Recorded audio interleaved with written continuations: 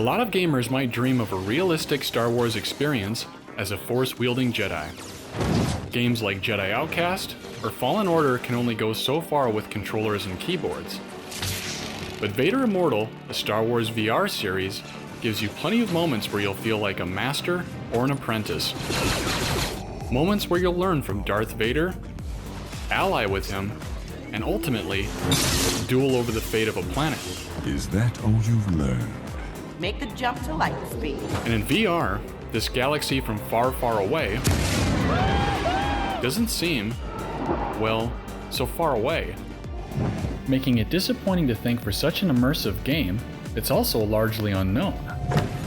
Watch this video to see why it's one of the best Star Wars games available, and a must-play for both franchise fans and even casual gamers. Leave any comments or questions about the game in the chat below. Control your fear. And subscribe for more gaming videos like this. Don't move.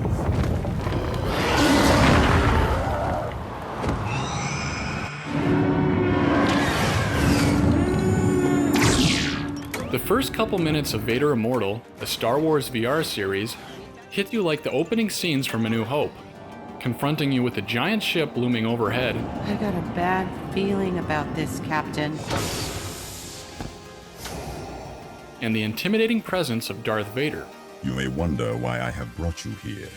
In this 3-part series, you and your droid companion are quickly brought face to face with the Sith Lord on the volcanic planet of Mustafar.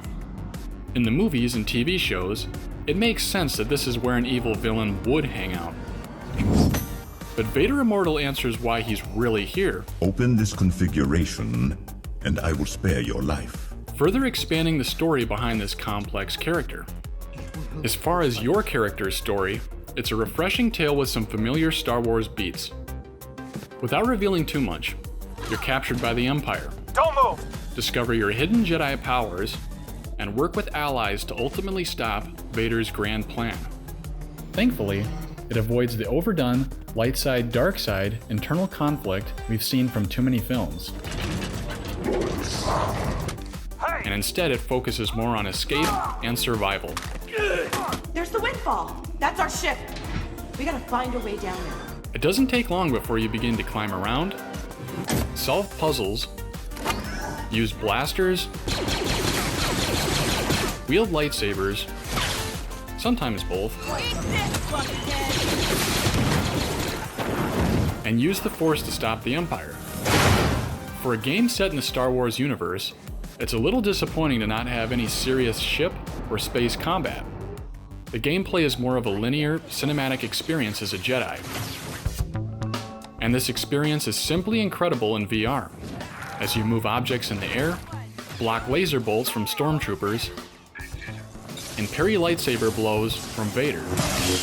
It's the closest you'll ever get to really feeling the Force, like Yoda would say.